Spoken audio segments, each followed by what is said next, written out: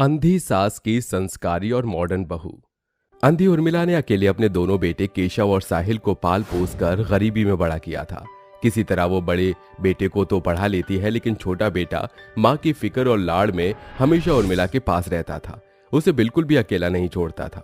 कुछ वर्ष बाद जब दोनों बच्चे बड़े हो जाते हैं तो केशव उर्मिला को छोड़कर शहर जाकर नौकरी करता है, तो वहीं माँ का ख्याल रखकर गवार साहिल खेती करके घर चलाता है।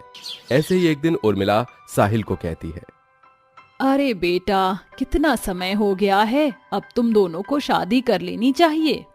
अरे माँ, बड़े भैया की शादी कर दीजिए, उसके बाद मैं अपनी शादी कर लूंगा। लेकिन बेटा, मैं तेरी शादी करवाना चाहती हूँ। मैं तो अंधी हूँ, ना कुछ दिखाई देता, और अब जिंदगी भी उतनी नहीं है। तू कब तक मेरी सेवा करता रहेगा? तुझे भी तो गर्मा गर्म खाना पकाने वाली चाहिए ना। हाँ माँ, पर मैं हमेशा आपकी सेवा ही करना चाहता हूँ। बहुत दिन हो गए, मैं बड़े भैया को कॉल करता हूँ। ये कहकर साहिल अपने बड़े भाई को कॉल करता है।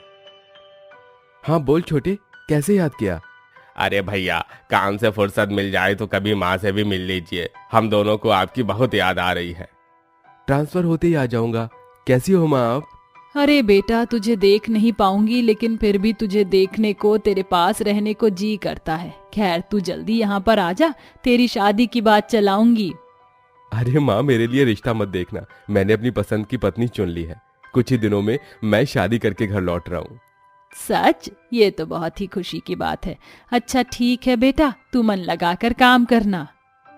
देख ले, तेरे भाई ने अपनी पसंद की लड़की ढूंढ ली। अब मैं चाहती हूँ तू भी शादी कर ले। ऐसी बात है माँ, आप भी मेरे लिए लड़की देखकर शादी करवा दीजिए। मैं तो चुपचाप आपकी पसंद से कर लूंगा। ठीक है बेटा। ये कहकर अगले दिन उर्मिला पंडित जी से कहकर साहिल के लिए एक अच्छी संस्कारी लड़की ढूंढ लेती है। कुछ ही दिनों में शुभ मुहूर्त देखकर साहिल की शादी सौम्या नाम की लड़की से हो जाती है, जिसके बाद अंधी सास अपनी बहू का गृह प्रवेश करती है और वो उसके पैर छूती है। नमस्ते माँ जी। जीते रहो बहू, सदा सुहागन रहो, दूधो नहाओ, पूतो फलो। तू आ गई है ना, मेरी सारी परेशानी खत्म। मेरा साहिल बहुत होनहार है, हमेशा काम करता रहता है, लेकिन अब तू आ गई है ना, तो इसका अच्छे से ख्याल रखना। माँ जी, आप चिंता मत कीजिए, मैं साहिल जी का बहुत अच्छे से ख्याल रखूंगी। साहिल बेटा, जा बहू को कमरे में ले जा, वो आराम करेगी ना। अपनी माँ की बात सुनकर साहिल सौम्या को अपने कमरे में ले जाता है। फिर सब सो जाते हैं।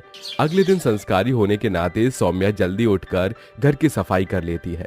फिर पूजा पाठ करने के बाद सबके लिए खाना तैयार कर देती है, जिसे खाकर उर्मिला कहती है, अरे वाह बहू, तूने तो बहुत बढ़िया खाना बनाया है, इसके लिए शगुन तो बनता है। ये ले, ये मेरा पुश्तैनी कंगन है। शुक्रिया माँ जी। अच्छा, अब मैं खेत पर जाता हूँ, फसल भी तो देखनी पड़ेगी ना। जी, आप समय से आ जाना, मैं गर्मा गर्म खाना खिला दूंगी आपको।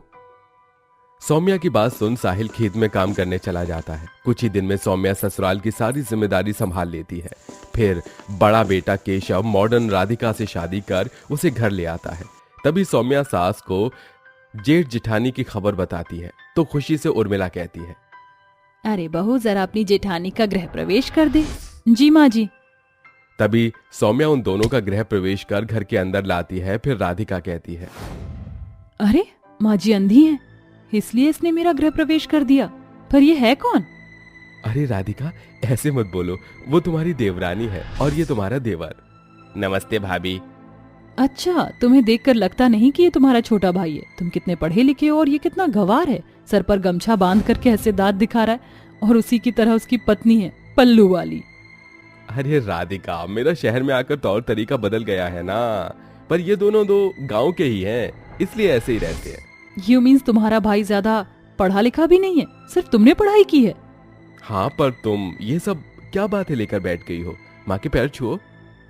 व्हाट? मुझे कोई पैर वैर नहीं छूना। मेरी कमर में झुककर मोच आ गई तो? मॉडर्न बहू को ये सब शोभा नहीं देता। केशव बेटा, ये बड़ी बहू क्या कह रही है?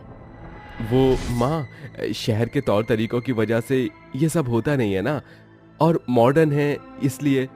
Come on Radhika. फाइन। सड़ा सा मुंह बनाकर राधिका सास के पैर छू लेती है, जिसके बाद सास उसे आशीर्वाद देती है।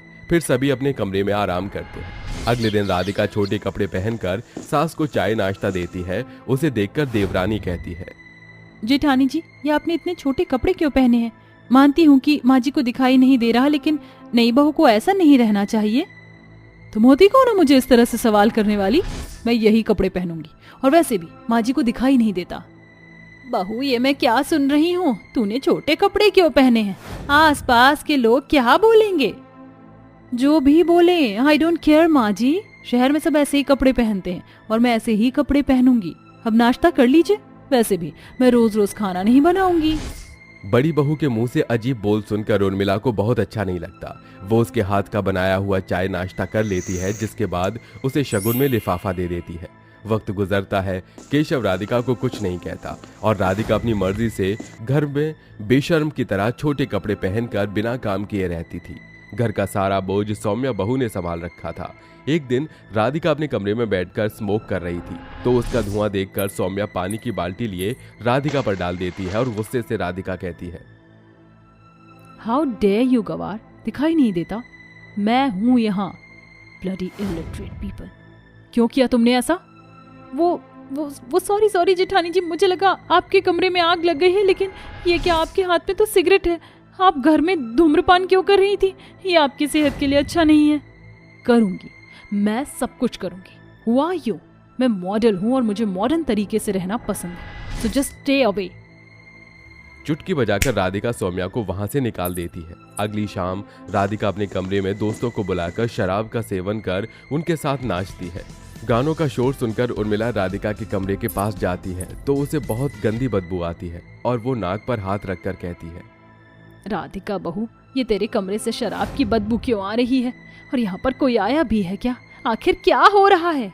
लो, आ गई बुढ़िया। अरे माँ जी, मैं अपने दोस्तों के साथ पार्टी कर रही थी और क्या हो गया? क्या मैं घर में शराब नहीं पी सकती? बाहर जाकर पीऊंगी तो आपको अच्छा लगेगा? शर्म कर बहू, इस घर को तूने क्या बना कर रख दिया है? इस घर में कभी ऐसी हरकतें नहीं हुई जो तू कर रही है। बोलिए आपने, अब आप जाइए यहाँ से। राधिका अपनी अंधी सास को धक्का मारकर कमरे से बाहर निकाल देती है। वो तो सौम्या आकर संभाल लेती है। तभी राधिका की दोस्त निकिता कहती है, अच्छा मैं तो जा रही हूँ, अब तू राहुल के साथ एंजॉय कर। ओफो, तू क्यों जा रही है? खैर कोई बात नहीं, राहुल है ना मेरा बेस्ट फ्रेंड, बोर नहीं होने देगा। हाँ, मैं तुम्हें बोर नहीं होने दूंगा राधिका। निकिता के जाने के बाद राधिका राहुल के साथ डांस करने लगती है। वो उसे जबरदस्ती शराब पिलाकर उसे छेड़ने लगता है, जो कि राधिका को पसंद नहीं आता। वो उसे धक्का दे देती है। ये क्या कर रहे हो राहुल? दूर हटो। ऐसे कैसे दूर हटूं? इतना अच्छा मौका है, तुम अकेली हो, ये गोल्डन मोमेंट सिर्फ मेरा है। ऐसा बोलकर राहुल उसके साथ बदतमीजी करने लगता है कि राधिका शोर मचाकर सास और देवरानी को बुला लेती है। तभी अंधी सास राहुल को चप्पल से मारती है। फिर देवरानी झाड़ू से मार मार कर उसे भगा देती है। तभी देवरानी मॉडर्न जेठानी को शॉल उड़ाकर कहती है, बुरा मत मानना जेठानी जी, लेकिन अगर आप ऐसे छोटे कपड़े नहीं पहनती और आपकी ये गंदी आदतें नहीं होती तो आज आपके साथ ऐसा कुछ भी नहीं होता। आज के दौर में संस्कारी बनने में ही अपनी सुरक्षा है। राधिका बहू, साड़ी पहनने में जितना एक स्त्री की खूबसूरती निखरती है वो इन मॉडर्न कपड़ों में नहीं। माँ जी, देवरानी जी, मुझे माफ कर दीजिए। मैं आप दोनों से बहुत बदसलूकी कर रही थी, उसके बावजूद भी आपने आकर मुझे बचाया और संभाला। मैं वादा करती हूँ माँ जी, अब से मैं भी संस्कारी बनूंगी। ये हुई ना बात, ओके। इसके बाद राधिका को अपनी गलती का एहसास होता है और वो देवरानी की तरह संस्कारी बनकर घर में सबका अच्छे से ख्याल रखती है। आरती, जल्दी से नाश्ता तैयार कर दो, आज तुम्हें देखने वाले आ रहे हैं। माँ, नाश्ता तो मैंने तैयार कर दिया है, बस समोसे के साथ खाने के लिए चटनी बना रही हूँ। अच्छा चलो ठीक है, कर लो, मैं बाकी के काम देख लेती हूँ। दोनों माँ बेटी घर के काम कर लेती हैं, जिसके बाद उनके घर की डोर बेल बजती है। नरेंद्र जी, लगता है मेहमान आ गए हैं, आप जाइए और दरवाजा खोलकर सबको अंदर ले आइए। नरेंद्र तुरंत जाता है और दरवाजा खोलकर सभी को अंदर बुला लेता है। केसरी सोफे पर अपने पति दामोदर के साथ बैठ जाती है। तो बहन जी, आपको हमारे घर पर आने में कोई तकलीफ तो नहीं हुई? अरे नहीं नहीं, बिल्कुल नहीं, पंडित जी खुद हमें यहाँ पर छोड़ कर गए हैं। ये तो अच्छी बात है। अच्छा सुजाता, तुम जरा आरती को कहो कि सभी के लिए चाय नाश्ता ले आएगी। जी, अभी कह देती हूँ। सुजाता रसोई में जाकर आरती के साथ टेबल पर चाय नाश्ता लगवा देती है। आरती को देखकर केसरी दामोदर के कानों में कहती है, लड़की का रंग तो सांवला है, लेकिन नैन नक्श अच्छे हैं, लेकिन हमें क्या फर्क पड़ता है, तुम तो जानते ही हो इससे मोटी पार्टी हमें कहीं नहीं मिलेगी। बिल्कुल सही कह रही हो, हमें लड़की के ऊपर ज्यादा ध्यान नहीं देना चाहिए। अरे क्या हुआ बहन जी, कोई बात है क्या? मैं जानती हूँ कि मेरी बेटी सांवली रंगत की है, लेकिन वो बहुत समझदार और संस्कारी भी है। आपको मेरे जैसी बेटी कहीं नहीं मिलेगी। अरे बहन जी, आप ये कैसी बातें कर रही हो? आपकी लड़की तो हमें देखते ही पसंद आ गई। हमारे बेटे के लिए इससे अच्छी लड़की और कौन हो सकती? बस आप लेने देने की बात कर लो तो रिश्ता पक्का कर लेते हैं। लड़का पढ़ा लिखा है, अमेरिका से उसने पढ़ाई की है और यहाँ बहुत बड़ा बिजनेस है। उससे ज्यादा मुझे और कुछ नहीं चाहिए। आपकी सभी मांग मैं पूरी कर दूंगा। केसरी और दामोदर दोनों ही दहेज के लालच में अपने बेटे का रिश्ता कर देते हैं, जिसके चलते कुछ ही दिनों में शादी हो जाती है और शादी में आरती खूब सारा दहेज और सोना चांदी भी लेकर आती है। आओ आओ बहू, अंदर आओ, इसे अपना ही घर समझो। आरती गृह प्रवेश करके अंदर आ जाती है, जिसके बाद केसरी कहती है, जाओ अनुराग, तुम जाकर अपनी पत्नी को अपना कमरा दिखा दो। बस अब और नहीं, आपको जितना ड्रामा करना था आप कर चुकी हो। अब मैं आपकी एक नहीं सुनूंगा। ऐसा कहकर अनुराग वहां से गुस्से में चला जाता है। माँ जी, ये अनुराग जी को क्या हुआ है? अचानक से इतना गुस्सा क्यों हो गए? कुछ नहीं बहू, चल मैं ही तुझे तेरा कमरा दिखा देती हूँ। केसरी आरती को उसके कमरे में ले जाती है, जहाँ आरती अपना भारी भरकम लहंगा उतारकर एक प्यारी सी साड़ी पहन लेती है। कुछ ही देर में अनुराग भी कमरे में आ जाता है और उसको अपने कमरे में देखकर कहता है, तुम्हें क्या लगता है कि तुम्हारी शादी हो गई है तो अब हमारी सुहागरात बनेगी? ऐसा सोचना भी मत। मेरे इस बिस्तर पर मैं अकेला सोऊंगा। ऐसा कहकर अनुराग बिस्तर पर आराम से लेट जाता है। बेचारी आरती नीचे बिस्तर बिछाकर सो जाती है। अगले दिन जैसे ही सवेरा होता है, केसरी आरती को घर के सारे काम बता देती है। मैं अपनी सहेली के घर जा रही हूँ, तुम समय से सारे काम कर लेना। केसरी अपनी सहेली के घर के लिए निकल जाती है, जिसके बाद बेचारी आरती घर के कामों में लग जाती है। सारे काम खत्म करने के बाद वो आराम करने के लिए अपने कमरे में जा ही रही थी कि तभी डोर बेल बजती है। लगता है माँ जी आ गई हैं, मैं जाकर दरवाजा खोल देती हूँ। आरती जैसे ही दरवाजा खोलती है, उसके सामने उसकी छोटी बहन निशा खड़ी होती है। अरे निशा, तुम आखिरकार तुम अमेरिका से वापस आ ही गई। हाँ दीदी, मुझे माफ करना, मैं आपकी शादी में तो नहीं आ पाई, लेकिन अब मैं पूरे 1 महीने आपके घर पर रुकने आई हूँ, तो अच्छे से रुक कर जाऊंगी। निशा आरती को गले से लगाती है, जिसके बाद वो दोनों बहनें एक साथ खूब सारी बातें करती हैं। निशा बहुत खूबसूरत थी और गोरी भी थी। शाम को जब केसरी और अनुराग घर पर वापस आते हैं तो आरती अपनी छोटी बहन निशा के बारे में सबको बताती है। माँ जी, ये मेरी छोटी बहन है और ये यहाँ पर रुकने के लिए आई है। एक कम थी क्या, जो दूसरी भी आ गई। खैर, अब मैं क्या ही बोलूं, अब आई है तो रह ही लेगी। ऐसा कहकर वे अपने कमरे में चली जाती हैं। वहीं निशा अनुराग को देखकर हैरान रह जाती है और अपने मन में सोचती है, अरे वाह, इस आरती की बच्ची का तो पति बहुत खूबसूरत और हैंडसम है। इस बार भी मॉम डैड ने मेरे साथ धोखा ही किया। शुरू से वो आरती दीदी को ही प्यार करते थे और उनके लिए इतना प्यारा लड़का भी देखा, लेकिन मैं यहाँ आई हूँ इसी वजह से कि मैं इस काली कलूटी का घर बसने नहीं दूंगी। निशा मन ही मन खुश हो रही थी। 1-2 दिन में उसे ये भी पता चल जाता है कि अनुराग आरती को जरा भी पसंद नहीं करता। एक दिन निशा छत पर अपनी सहेली रूपा से बात कर रही थी। तभी वहाँ पर अनुराग को अपनी गर्लफ्रेंड से वीडियो कॉल पर बात करते हुए वो देख लेती है। इसका मतलब जीजू का पहले से कोई अफेयर चल रहा है। ये तो आग में घी डालने वाली बात हो गई। अब मैं मेरी बहन की सौतन को लेकर आऊंगी। निशा अनुराग से बातें करके उसकी एक बहुत अच्छी दोस्त बन जाती है। क्योंकि निशा सुंदर थी तो अनुराग भी उससे बात कर लेता था, जिसके चलते अनुराग अपनी गर्लफ्रेंड के बारे में निशा को बता देता है। देखो जीजू, मैं 2 प्यार करने वालों को अलग नहीं रहने दे सकती हूँ। आपको श्वेता से शादी कर लेनी चाहिए, वही आपके लायक है। फिर क्या था, निशा अनुराग और श्वेता की शादी करवा देती है, जिसके बाद निशा अनुराग और श्वेता को शादी के बाद घर ले आती है, जहाँ उसकी बहन आंगन में बैठकर बर्तन धो रही होती है। ये सब मैं क्या देख रही हूँ? अरे मेरे होते हुए आप एक पराई औरत से शादी करके आ गए हैं। निशा, तुम भी इनके साथ हो? हाँ हाँ, क्यों नहीं, आप तो जानती हो मैं बिल्कुल मॉडर्न ख्यालातों की हूँ। इसके चलते अगर 2 प्यार करने वालों को ना मिलवाती तो बताओ उनका क्या होता। हाँ, बेकार में ही इन दोनों के बीच में आ गई हो, जैसे हमेशा से मॉम डैड और मेरे प्यार के बीच में आई हो। मेरी प्यारी बहन, तुम ये कैसी बातें कर रही हो? जो सच है बस वही तो बता रही हूँ।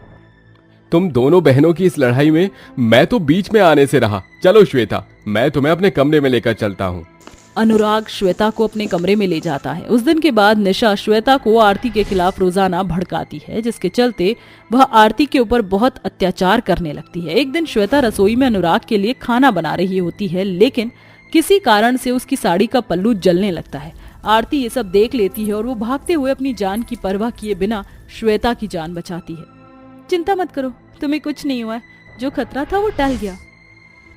तुम कितनी अच्छी हो, मैंने तुम्हारे साथ इतना बुरा किया, उसके बाद भी तुमने मेरी जान बचाई। तुम्हारी जगह और कोई होती तो ये सोचकर मुझे जलने के लिए छोड़ देती कि मैं उसकी सौतन हूँ, लेकिन तुम्हारा दिल बहुत बड़ा है। ये सब अनुराग दूर खड़ा देख लेता है, जिसके चलते उसे भी अपनी गलती का एहसास होता है। आरती, मुझे माफ कर दो। मैंने हमेशा से तुम्हारे साथ बहुत बुरा बर्ताव किया, लेकिन मैं ऐसा करना नहीं चाहता था। मैं श्वेता से प्यार करता था और उसे ही अपनी पत्नी बनाना चाहता था, लेकिन अब श्वेता के साथ साथ तुम भी मेरी पत्नी हो, और अब मैं तुम्हारी इस बहन को इस घर में नहीं देख सकता, क्योंकि ये एक आस्तीन की सांप है। जीजू, आप ये कैसी बातें कर रहे हो? मैंने आपको आपके प्यार से मिलवाया और आप मुझे ही आस्तीन का सांप बोल रहे हो? मैंने बिल्कुल सही कहा। जो बहन अपनी बहन की खुशियां नहीं देख सकती, वो एक आस्तीन का सांप ही हो सकती है। सही कहा आपने, मैं बहुत बुरी हूँ। मैंने अपनी ही बहन की जिंदगी में जहर घोला है। दीदी, हो सके तो मुझे माफ कर देना। अरे पगली, तू मेरी छोटी बहन है, तुझे माफी मांगने की कोई जरूरत नहीं है। जो हुआ उसे भूल जाओ।